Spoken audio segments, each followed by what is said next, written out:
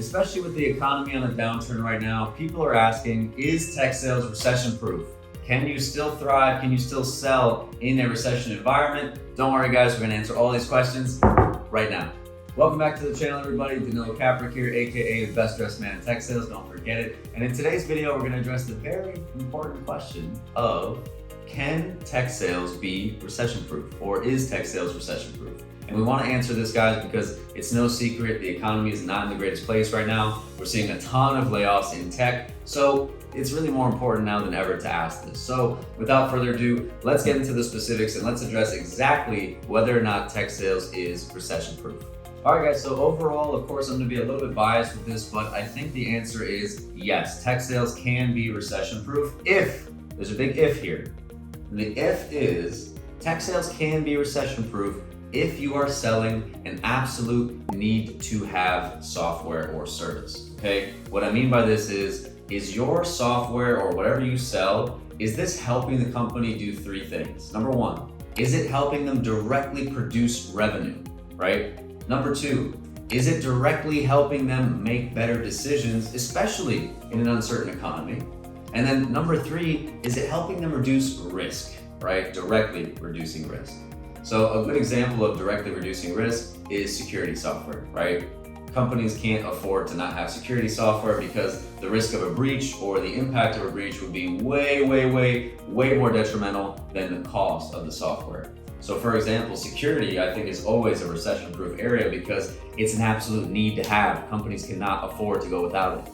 Some other ways to think about need to haves are, does your product or service, whatever you sell, does it actually impact the company's ability or your client's ability to compete in the marketplace, right? And the one thing you can think about is speed, right? Every company that's releasing products, they need to have speed in mind because time to market can be the make or break difference between a successful launch and getting destroyed by your competitors. So is what you're selling helping companies make decisions faster or move faster than their competitors? If so, that's another good criteria for something that's a need to have as opposed to nice to have.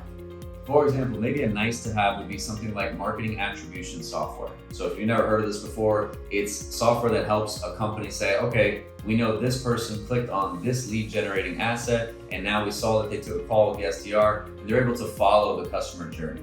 Now, don't get me wrong, that is very important, right? It helps marketing calculate the statistics, the impact of certain lead generating assets, but it's not necessarily a need to have, right? Salespeople can still close deals without knowing what asset or what marketing thing the person clicked on first, right? Same thing with, like, let's say a training platform.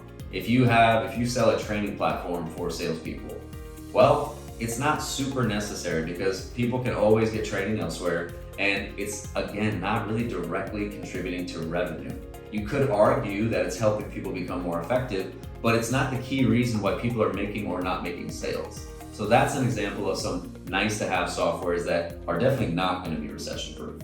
If we think back for a second to some other examples of need to have things or softwares that you can sell, I think a really good one is anything in the AI or analytics space. And the reason why the AI and analytics space is going to be more recession proof is because data analytics is becoming the new standard when it comes to making decisions, right? Companies need to make effective decisions and they rely on data to do so. If they're not using data analytics and they're not using their data wisely, they're going to lose to their competitors who are doing these things. So data analytics is a really good example of a need to have.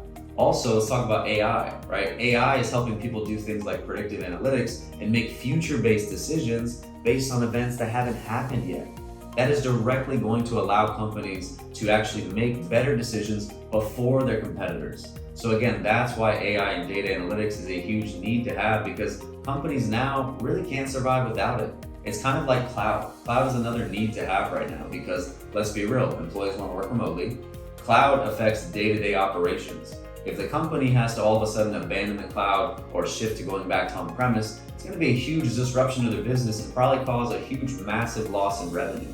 So they probably wouldn't want to do that, right? Especially in a downturn economy. So security, cloud, data analytics, AI, these are all things that are more of a need to have than a nice to have, and those are going to be the fields where you're more likely to be recession proof. The other thing that we need to keep in mind, guys, is the type of company that we work for.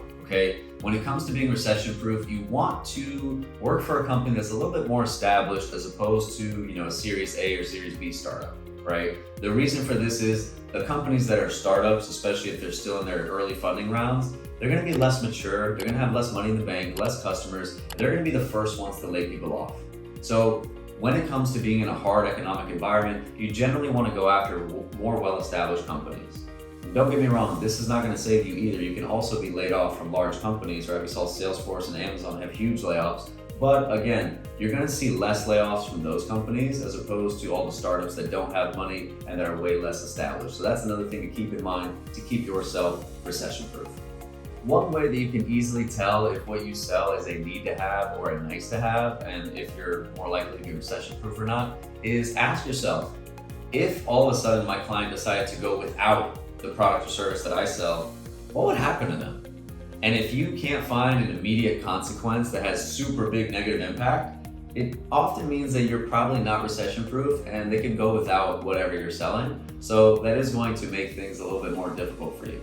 Here's the other thing to keep in mind, guys. During a recession or any kind of downturn in the economy, you're gonna have two types of profiles of company, right? You're gonna have companies that are trying to really severely mitigate risk and do everything as conservatively as possible. Then you're gonna have companies that see this as an opportunity and they're gonna be making more aggressive investments in future-related technologies. So what you can do if you are selling something that's a need to have is gravitate more towards those companies who are being less conservative and actually being aggressive in these times. And that's gonna be a way that you can always find pipeline, because yes, it will be slightly more difficult to sell during these times, but if you can find the right companies who are forward-looking, that have a plan and aren't being as conservative as the other ones, then you're gonna be in a really good position to actually excel in this year, even if the economy is not so great.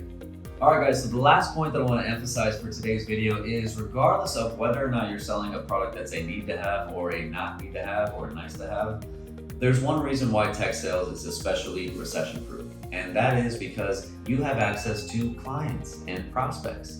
And here's the thing, if you are doing your job as a seller, if you're giving value to those people, especially your current clients, these people might be one of the first folks to offer you jobs and opportunities should you get laid off, right? Or should your company do a set of layoffs, right? So that's the other thing to keep in mind here, guys. No other field like tech sales allows you to be directly influenced by your customers. So again, in my experience, I have now been in this field for 9 years. If I got laid off tomorrow, I have at least a dozen executives that I would call to find my next gig. And that's the thing that should make you feel really good about getting into tech sales, is that you can create these relationships that can truly transform your life and your career so that you never have to apply for a job again. So that's the other thing I want you guys to think about, is the relationships that you'll be able to access in tech sales that can help you stay recession proof, because you'll always find people in your corner, your clients and prospects that you treated well, by the way, who will vouch for you and actually help you find jobs if things get difficult in the market. All right, guys, there you have it. That's my take on whether or not tech sales is recession proof. That said, I hope you guys got some value out of this one. If you did, please hit the subscribe button below. Also, if you're not doing so already, go follow me on LinkedIn. And last but not least, if you are an AE, SDR, BDR, or you're looking to get into tech sales and you want some training or some good content to learn some new things, go ahead and check out the B2B Syndicate, see what we got cooking up over there. All right, guys, that said, have an amazing day, and I will catch you all in the next video. Take it easy now.